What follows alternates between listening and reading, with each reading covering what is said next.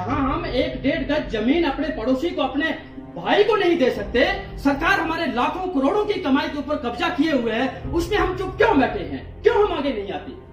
इसमें कोई किसी की, ठीक है, सरकार ने एक्सपेरिमेंट किया था, कल की परसों की वीडियो में मैं कह रहा था, सरकार ने एक्सपेरिमेंट किया था और उनका एक्सपेरिमेंट सफल हो गया।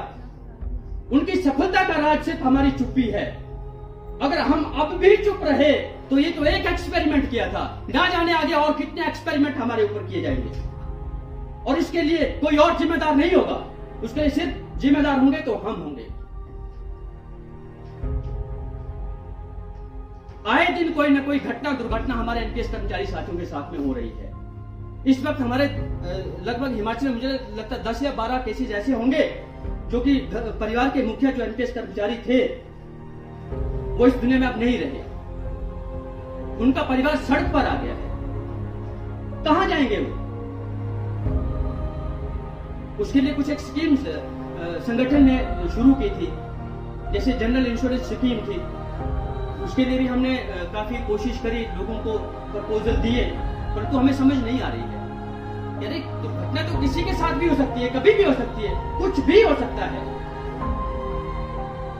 अगर हम इस दुनिया में नहीं रहेंगे तो हमारा परिवार कहां जाएगा? कम से कम कुछ फाइनेंशियल सपोर्ट उनको रहेगा, फौरी राहत रहेगी, तो कम से कम जब तक स्टेबिलिटी नहीं आएगी तब तक जीने का सहारा तो रहेगा उनका।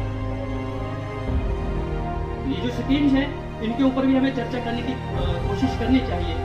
जैसे अभी राहत फंड की बात कर रहे हैं, तो हमारे यहाँ परसों की मीटिंग करी थी, तो हमारे जो भी पदाधिकारी थे उनकी तरफ से जरूर ये सुझाव आया था कि चलो कई ने जीआईएस नहीं लेके रखी है और कई तो मेंबरशिप पे भी कोताही कर रहे हैं।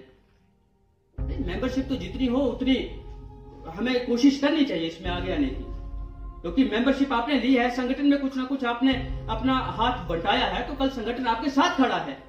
परंतु आप मीटिंग में नहीं आते, आप मेंबरशिप नहीं लेते, तो किसी भी तरह की आपकी है नहीं संगठन के लिए कोई भी, तो संगठन क्या करेगा आपके लिए? तो संगठन का साथ दो, संगठन आपका साथ देगा। जो राहत फंड की बात की गई थी, तो हमारे वहां पर बात हुई थी कि ठीक है, जो भी एनपीएस कर्मचारी साथी जब तक ओपीएस बहाल नहीं हो जाती, इसलिए मैं कह रहा हूं कि ओपीएस बहाल करना क्यों जरूरी है इस पर। नहीं तो जितनी भी ये प्रपोजल है संगठन की तरफ से हमें मानने पड़ेंगे, क्योंकि ये हमारे सबके भले की बातें ही कर रहे हैं। कल राहत फंड अगर आज हम बनाते हैं तो किसी के साथ भी कोई दुर्घटना अगर होती है तो कम से कम कुछ मिनिमम अमाउंट और राहत के रूप में उनको दिया जा सकता है। अगर ये सब आप लोगों को नहीं चाहिए तो फिर सड़कों पे उतरो, सड़कों पे हमें उतरना होगा। 2022 से पहले सरकार के ऊपर दबाव बनाना होगा और बहुत जल्द इस लड़ाई को खत्म करना। दोस्तों, लड़ाई बहुत लंबी हो गई। जैसे हमारे लोकल इलाके में कई बार कुश्ती होती है, कुश्ती का मजा कब आता है? जब दो धुरंधर फील्ड में हैं, दोनों तरफ से जोर आजमाइश होती है, कुश्ती चले 2 मिनट, 4 मिनट, 5 मिनट, आधा घंटा, और निर्णायक मोड़ पे हो और निर्णायक जल्दी हो जाए, तो उस कुश्ती में मजा आता है। 2015 से उत्तर प्रदेश से ये चिंगारी सुलगती हुई आज यहाँ तक पहुंची है, पर कुछ 6 साल की इतनी लंबी कुश्ती अब तो खुद में एक थकान सी बैठ गई है। और इसके लिए जिम्मेवार कौन है? इसके लिए जिम्मेवार हम हैं। इतनी लंबी लड़ाई क्यों? कब तक रोज इन मीटिंग्स का आयोजन हम करते रहेंगे? कब तक कॉल पे कॉल होती रहेगी और कभी बजराड़ू में आओ, कभी तीसा में आओ, कभी शिमला चलो, कभी धर्मशाला चलो? कब तक? क्यों ना इस लड़ाई को जल्दी खत्म कर दिया जाए? आखिर किस चीज की कमी है? हम सब जानते हैं, हम सबको मालूम है कि एनपीएस ओपीएस में हम कहते हैं कि भेद क्या है, कईयों को भेद मालूम नहीं है। अरे सबसे बड़ा भेद तो यह है कि ओपीएस में पेंशन थी, और पेंशन क्या थी? मान लो रिटायरमेंट पे मेरी अगर सैलरी 1 लाख थी तो पेंशन में मैं 50,000 का हकदार होता हूं। और आज सैलरी के नाम पे हमें क्या मिल रहा है? पेंशन के नाम पे क्या मिल रहा है? हमें खाली 500, 700, 1000 रुपए, 2000, 5000 रुपए ठगा जा रहा है हम लोगों को। हमें मालूम है एनपीएस और ओपीएस में अगर कोई भेद है तो वो सिर्फ इतना भेद है कि ओपीएस में पेंशन थी और एनपीएस में पेंशन नहीं है। एनपीएस का मतलब कि no pension scheme. Time to time ये इसका नाम बदलते रहे हैं कि कभी कहते हैं कि न्यू पेंशन स्कीम है, कभी कहते हैं कि नेशनल पेंशन सिस्टम है, पर एक्चुअल में ये कुछ भी नहीं है। ये बात हम सभी को समझनी होगी और इस लड़ाई को जितनी जल्दी खत्म किया जाए वो हमारे फायदे की बात है। आज भी मीटिंग के लिए फोन आ रहा है, कल भी मीटिंग के लिए फोन आ रहा है। जब भी मीटिंग की बात आती है तो मैक्सिमम लोगों को हमने देखा कि कभी फोन स्विच हो गया, कभी मेरे घर का काम चले, कभी मेरा वो काम है, कभी वो काम है। अरे ये काम तो चलते रहेंगे। उस बुढ़ापे के बारे में सोचो जिस वक्त हमें अपने नाती पोतों के लिए टॉफी खिलाने के लिए पैसे नहीं होंगे।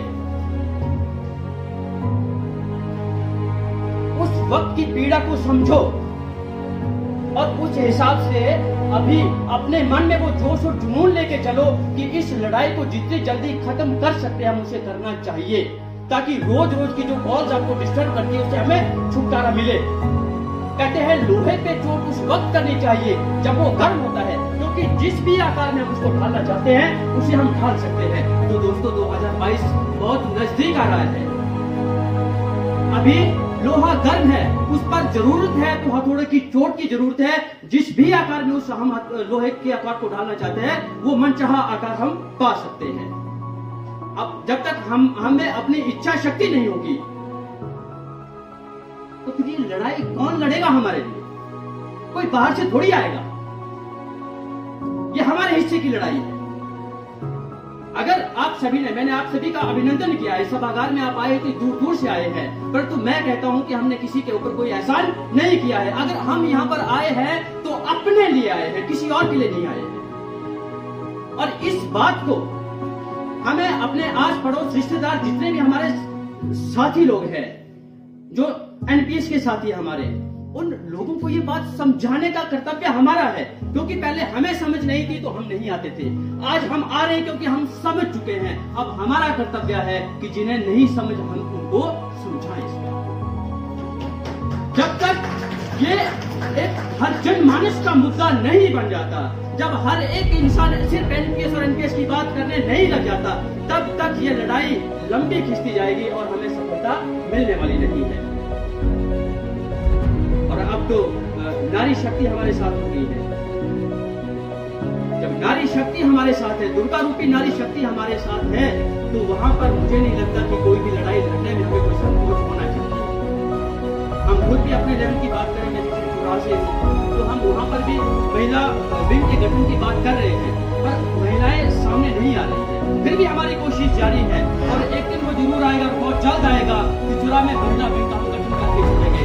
इसलिए जो हमारे डिस्ट्रिक्ट लेवल में आज जितनी हमारी नारी शक्ति यहाँ पर बढ़ाई हुई है, मैं उसे गुजारिश करता हूँ कि हमारे जो एनपीएस की चुरा के रूप में अगर कोई लेडीज जो हमारे एनपीएस करता है, कृपया वो कोई मोटिवेशनल स्पीच रिकॉर्ड करके उस ग्रुप में जरूर डाले कि हम भी नारियां हैं, हम भी इसमें बढ़ चढ़ कर भाग ले रही हैं, और आप अपने माध्यम से उनको भी मोटिवेट करने की कोशिश करें, ताकि जहां पर जितना ज्यादा हो सके, मतलब हर विंग हमारा साथ देगा तो उतना ज्यादा हम दबाव आगे बनाने में सक्षम रहेंगे। और बहुत जल्द वो दिन दूर रहे कि हम ओपीएस की लड़ाई लड़ रहे हैं, ओपीएस हम लेके रहेंगे। ये बिल्कुल दिल में कभी भी ये नकारात्मक भाव कभी भी ना आए कि क्या पता देंगे कि नहीं देंगे। अरे देंगे क्यों नहीं देंगे। अगर हम अपने आस पड़ोस की बात करें, देखो जैसे हमारी इकट्ठा जमीन रहती है हमारे भाईचारे में, पड़ोस में, तो क्या रहता है कि मान लो मैंने घर बनाना है, मेरा कमरा 10 फुट का है, मैं चाहता हूँ 11 या 12 फुट हो जाए, तो अपने पड़ोसी से या भाई से हम कह लेते हैं थोड़ी सी 1, 1.5, 2 या 2 गज जमीन अपने हिस्से की मुझे दे दो, तो नहीं देते। अरे अगर वो जबरदस्ती करते तो हम मरने मारने पे उतारू हो जाते हैं। सिर्फ वो गज 2 गज जमीन की बात है। यहाँ सरकार ने हमारे उम्र भर की खून पसीने की कमाई के ऊपर